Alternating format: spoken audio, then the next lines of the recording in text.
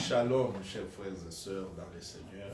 Nous bénissons notre Dieu pour cette nouvelle vidéo. Nous avons parlé de l'heure de culte dans le cadre de notre série d'enseignements sur l'Église glorieuse et sans tache. Et nous avons commencé à parler du dépouillement. Et la première chose que nous avons évoquée, c'est l'heure de prière ou l'heure de culte.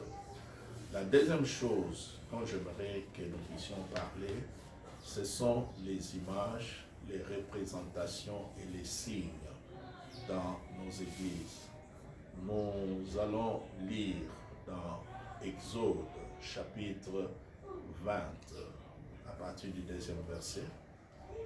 Exode 22 à 5, j'ai lu au nom de Jésus. Amen. Je suis l'Éternel, ton Dieu, qui t'a fait sortir du pays d'Égypte, de la maison de servitude. Tu n'auras pas d'autre Dieu devant ma face. Tu ne te feras point d'image taillée, ni de représentation quelconque des choses qui sont en haut dans les cieux, qui sont en bas sur la terre et qui sont dans les eaux plus bas que la terre. Tu ne prosterneras point devant elles et tu ne les serviras point. Car moi, l'Éternel, ton Dieu, je suis un Dieu jaloux qui punit l'iniquité des pères sur les enfants jusqu'à la 3e et la 4e génération de ceux qui me haïssent. Que Dieu bénisse sa parole. Amen. Nous avons là un texte, un passage dans la loi de Moïse qui nous parle clairement des images et de représentations qui doivent être bannies parmi les enfants de Dieu. Les enfants d'Israël ont reçu cette instruction dès que le Seigneur leur a révélé la loi par le canal de Moïse. Et quand l'Église a commencé, les images, les signes étaient bannis. Quand le réveil, je voulais dire, a commencé dans ce pays. Mais nous voyons qu'avec le temps, les images, les effigies, les représentations sont en train d'être introduites ou réintroduites dans nos églises. Et pourtant, la Bible l'interdit et nous le savons. Mais cela est devenu normal au fil du temps. Nous avons quitté ce que nous appelons l'église mère, parce que là, il y a des images, parce que là, on prie des saints, parce que là, il y a des statues de Marie, des statues, des images de ceci ou de cela. Mais aujourd'hui, petit à petit, nous sommes en train de réintroduire ces choses. Imagine-toi, si l'église dans laquelle tu pries faisait 400 ans, 500 ans, quelles sont les choses qui seront réintroduites dans nos églises? Nous devons savoir une chose, que derrière des images que nous voyons, il y a des esprits.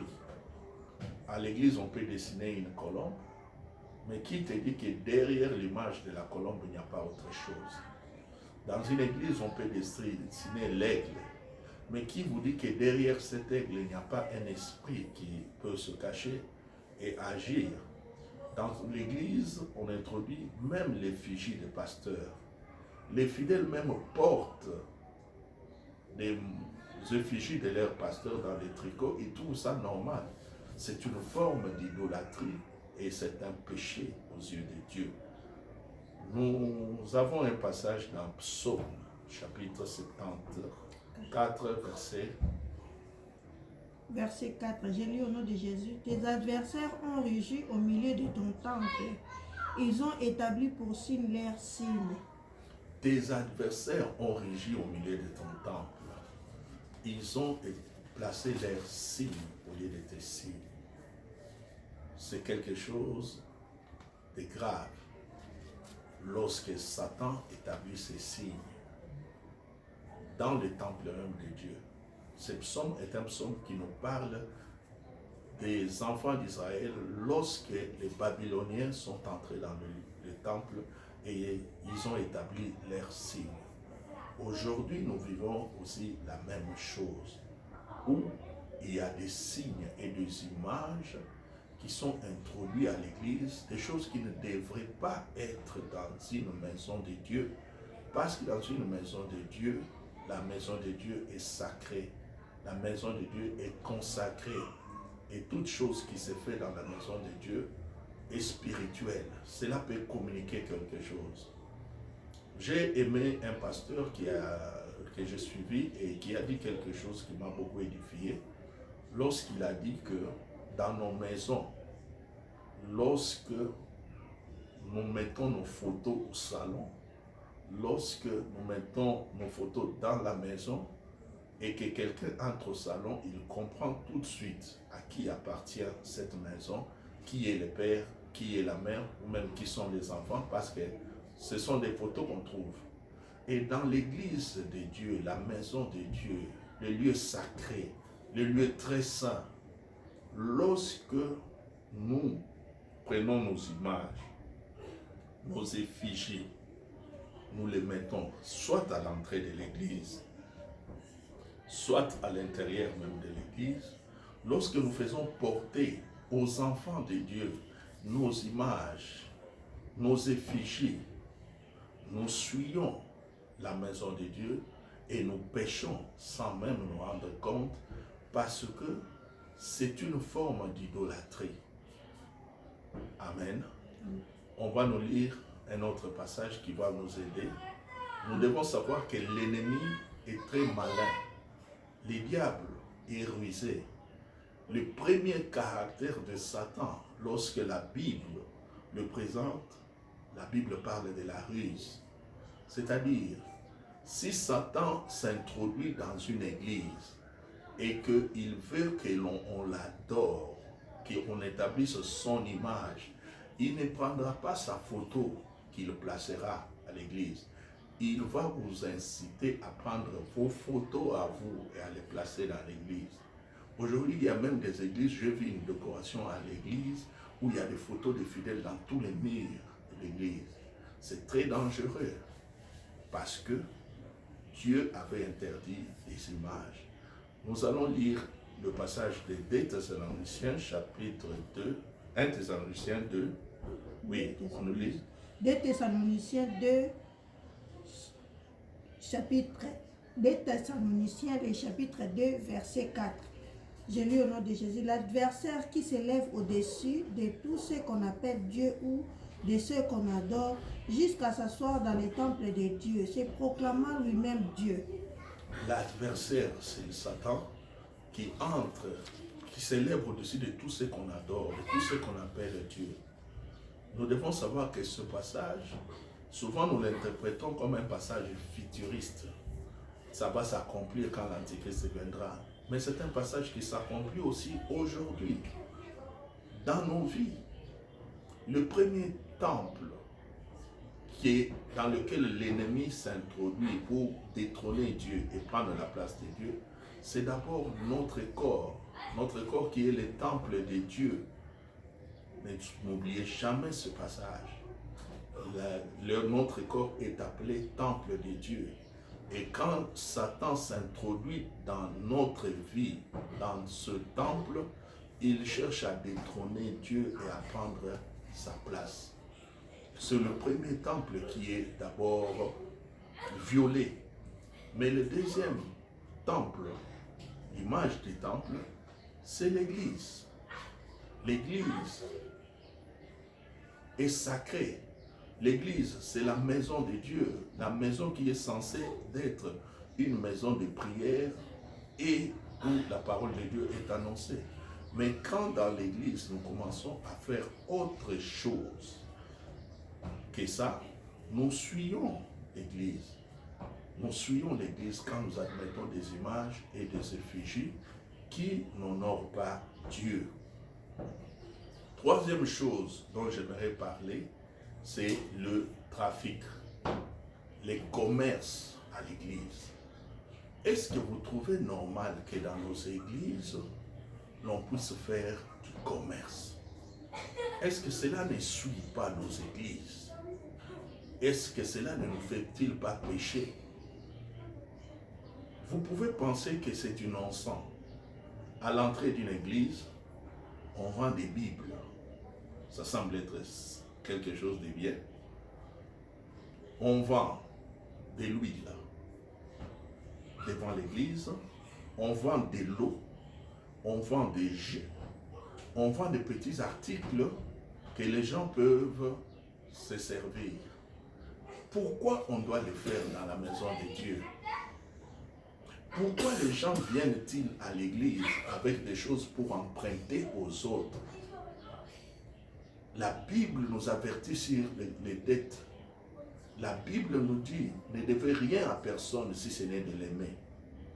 Mais nous venons des fois dans nos églises pour prendre des dettes. Et il y a des fois même des gens qui fuient l'église à cause des dettes, qui quittent l'église parce que si je viens, on va me demander telle dette, des choses que j'ai contractées. Pourtant, à l'église, on doit venir que pour prier. Les lieux de culte est sacré avant, pendant ou après. Ce n'est pas seulement pendant les cultes que nous devons respecter l'église. Nous devons respecter l'église même après le culte, même avant les cultes.